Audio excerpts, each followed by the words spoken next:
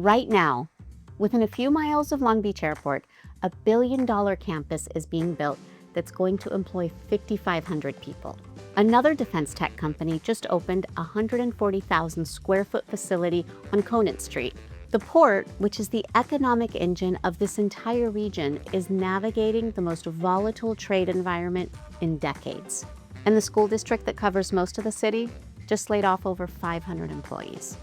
5 stories, 1 city, and if you're buying, selling, or investing in Long Beach real estate right now, every single one of them affects your decision. Here's what most real estate content gets wrong.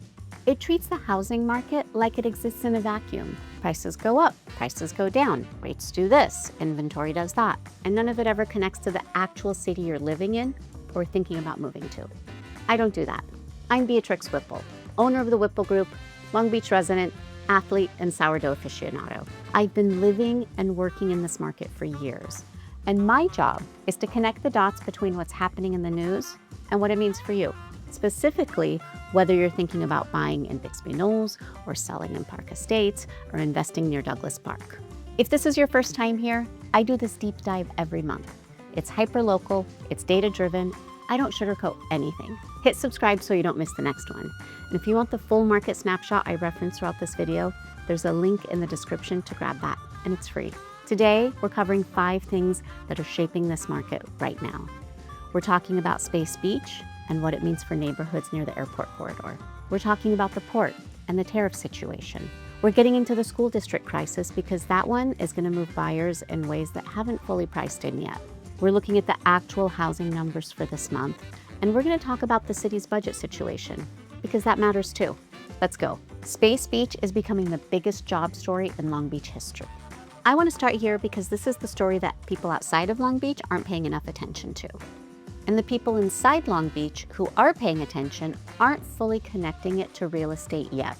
In January, Anduril Industries, one of the most well-funded defense technology companies in the country, announced a $1 billion campus next to Long Beach Airport. We're talking about 6 buildings, over 1 million square feet of office and industrial space, 5,500 direct jobs on that campus when it's fully operational, which is expected to be around mid-2027. Thousands more indirect jobs through construction, support services, and the supply chain that grows around a company like that. Then, on March 12th of this year, Voyager Technologies opened a 140,000 square foot facility right at Conant Street and Lakewood Boulevard. That's another 150 to 200 high-skilled jobs landing in this neighborhood immediately, with full operations expected by the end of 2026. These aren't warehouses. They're not distribution centers. Anduril makes autonomous drones, AI-enabled weapon systems, and robots for the Pentagon. Voyager is doing missile defense, spacecraft components, and AI software. The people taking these jobs are engineers, software developers, flight test specialists, and research scientists. They're making good money. And right now, there isn't enough housing near where they're working. Think about what that means for the real estate market within a few miles of that corridor. Douglas Park is in central Long Beach. The neighborhoods feeding directly into that area are California Heights, Los Cerritos, and Lakewood Village. Signal Hill is right there. North Long Beach has corridors that are within a reasonable commute. These are neighborhoods that have historically been more accessible price-wise compared to Belmont Shore or Naples. And when a company the size of Anduril, valued at over $30 billion, commits $1 billion to a campus in your city, they're not signing a lease and waiting to see what happens. They're here. The lease is signed. The construction is happening. And by 2027, thousands of highly compensated employees are going to be looking for places to live that's close to work. I'm not saying go buy the house next to the airport today. What I am saying is that if you're an investor looking at Long Beach and you haven't thought about the Space Beach corridor, you're behind. And if you're a buyer who's been looking at neighborhoods like Los Cerritos or California Heights and wondering whether they'll hold value, the answer just got clear. There's a counter-argument here, and I want to address it directly. Someone watching this might say, Beatrix, 2027 is a year away. The economy is uncertain, defense contracts get canceled, companies scale back all the time. And that's fair. But Anduril has raised $6.8 billion in venture capital. The campus spans Long Beach and Lakewood. Governor Newsom highlighted it personally. This isn't a startup with a press release. And this administration is talking about a $1.5 trillion defense budget in 2027, which is where most of Angeril's revenue comes from. The jobs are coming. The question is whether the housing market is ready for them. It's not yet. And that gap is exactly where opportunity lives. Story 2, port, tariffs, and what it means for your cost of living and buyer confidence.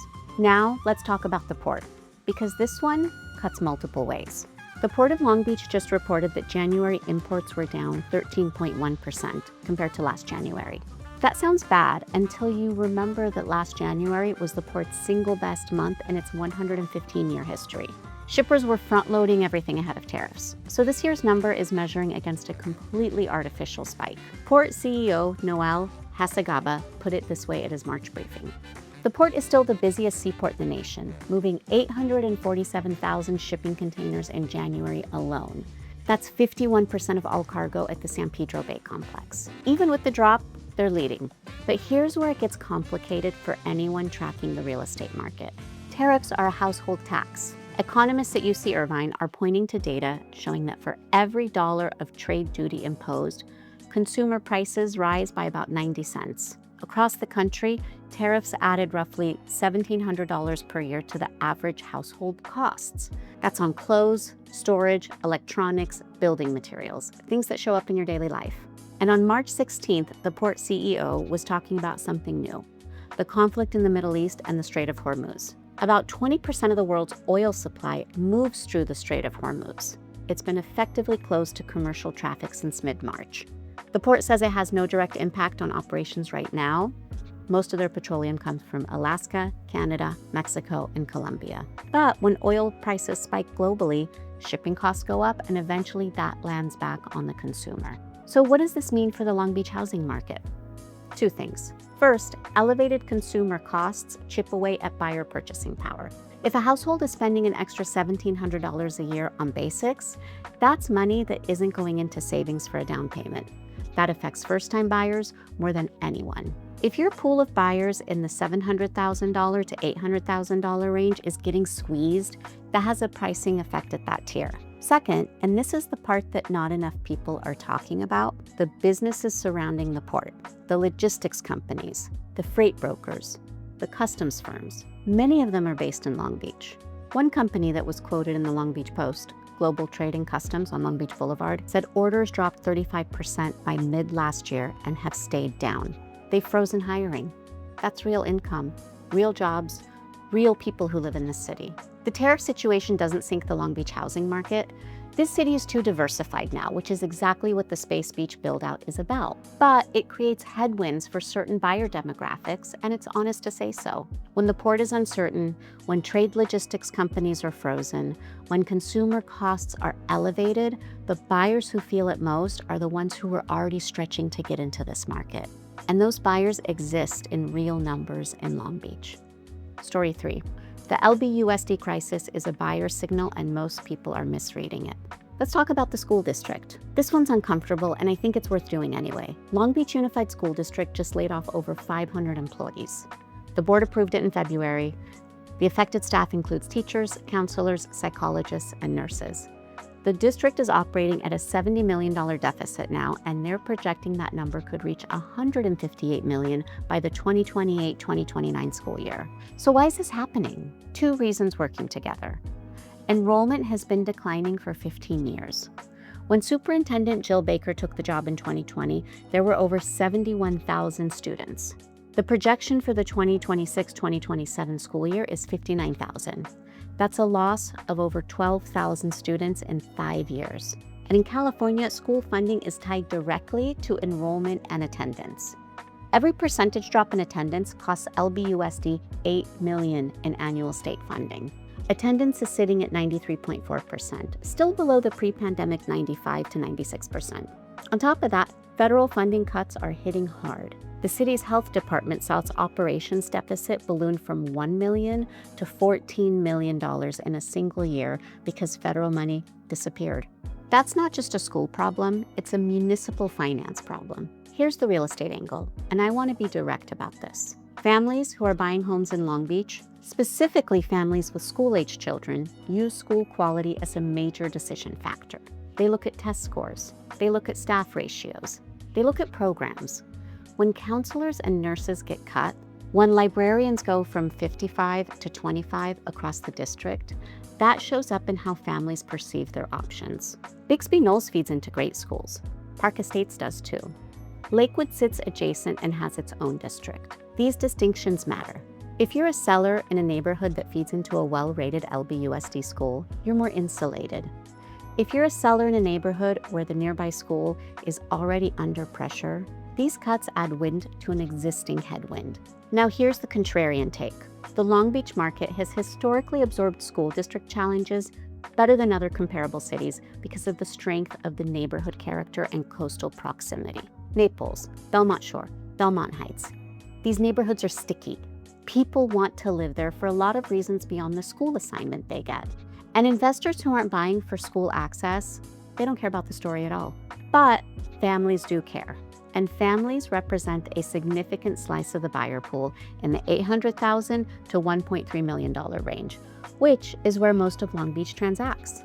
Pay attention to which specific schools are losing staff and which neighborhoods those schools serve. That's where you're going to see the clearest pricing pressure. Story 4, what the housing market numbers actually say right now. All right, let's get into the data, because this is where I push back on the narrative a little. Redfin has Long Beach median sales price at $825,000 in February of 2026. That's up 6.4 year over year. That's not a market in distress. That's a market that's appreciating, even in a high-rate environment, and even with consumer cost pressures, and even with the school district cutting staff. But here's the number that tells the real story. The share of Long Beach homes with price reductions has gone from 38.86% a year ago to 46.86% now. Nearly half the homes that list are cutting their price before they sell. That's not a strong seller's market. That's a market where sellers are still anchoring to peak pricing, but the buyers aren't following them there. Days on market is holding at 59 days on average, which is consistent with last year. So it's not getting worse, but it's not getting better either. And 260 homes sold in January of 2026 is down 3.35% from last January. Now, let's look at what's happening in specific zip codes, because the citywide median hides a lot. In 90807, which covers Cal Heights, Los Cerritos, and the Wrigley Corridor, the Market Action Index just climbed to 54, up from 50 last month. That means that demand is significantly outpacing supply in that zip code. The median list price there is over $1.3 million. Homes in the fastest moving price band, around $1.05 million, are selling in as few as 7 days. 7 days in a market where the average is 59 days citywide. That tells you something important. The supply in Cal Heights is genuinely constrained, and the buyers who want to be in that neighborhood, they're not waiting around. Meanwhile, homes priced at the upper end of 90807 are averaging over 100 days on market. So it's not that the neighborhood is hot across the board. It's that the right product at the right price moves fast and everything else sits. That pattern holds across Long Beach. Move-in ready homes in well-located spots priced correctly are competing. Overpriced homes, homes that need work without a price adjustment to account for it, homes in corridors without strong neighborhood identity, those are the ones that make up that 47% price reduction number. So what does this mean practically? If you're a seller, you're not in a market where you can push price and expect buyers to follow. You're in a market where correct pricing from day one is the entire game. Overpriced listings are getting punished in days on market. And every additional week on market costs you negotiating leverage. If you're a buyer, you have more negotiating room than you might think. If you're looking in the right segments, the trick is knowing which ones. If you're an investor, the zip code level data is your friend. Citywide averages are noise.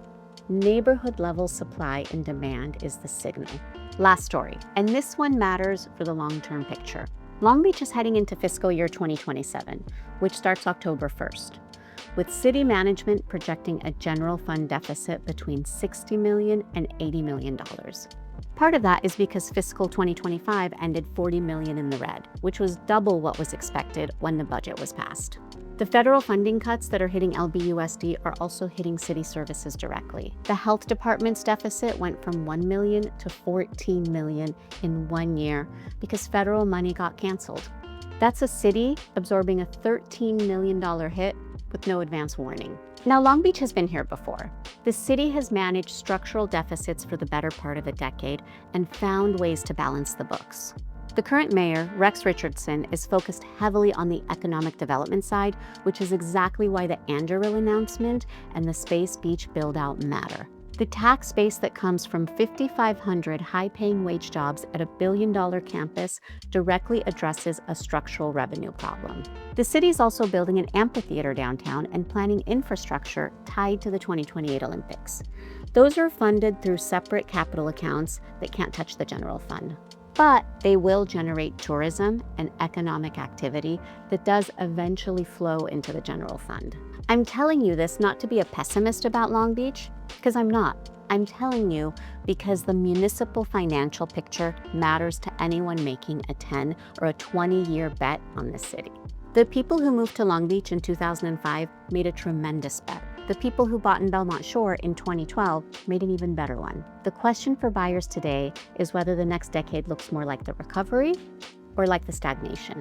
And my honest read is this: Long Beach's economy is diversifying in real time. The port has always been the foundation. But Space Beach is building a second foundation that doesn't rise and fall with trade policy. That's meaningful. The city isn't dependent on a single industry the way a lot of secondary markets are. The short-term budget pressure is real. The layoffs at the school district are real. But the structural story for Long Beach, the companies choosing to plant $1 billion here, the high-wage jobs coming online, the city's waterfront, the art scene, the food culture, that story is also real. Both things are true. The buyers who understand that tension and still buy the right asset in the right neighborhood tend to look smart in retrospect. So let me bring this together. 5 stories, and they all point to the same thing. Long Beach is a market in transition. It's not a boom, it's not a bust. It's a city reshaping its economic foundation in real time while managing legacy pressure on its school district and its general fund. What that means for you depends on where you sit. If you're a buyer, the window's not wide open, but it's not closed either. The rate environment isn't helping anyone right now. But the job growth coming to this city over the next 18 months is real, and it hasn't priced in yet. Neighborhoods near the Space Beach corridor deserve a second look, and citywide median prices hide neighborhood-level opportunities that you can only find if you're watching it at the zip code level. If you're a seller, pricing discipline is the entire game right now. The 47% of listings taking price reductions, they're not the listings that were overpriced and got unlucky. They're the listings that were overpriced at a moment when buyers have less margin and more choices than they did 2 years ago. Your agent should be showing you sold comps, not active listing prices. If you're an investor, pay attention to what's coming to the Space Beach corridor. Pay attention to which neighborhoods have constrained supply. And pay attention to school district boundaries because those matter to your eventual buyer pool. I put together a free snapshot of the Long Beach market that goes deeper on the neighborhood level data I referenced today. The link is in the description. Grab it. And if you've got a specific situation, if you're trying to figure out whether now is the right time to list or whether a specific neighborhood pencils for an investment, reach out directly. My contact information is in the description, and I'm genuinely happy to have that conversation. That's Long Beach, March 2026. Real numbers, real market, no noise. Hit subscribe if you want this every month. I'll see you in the next one.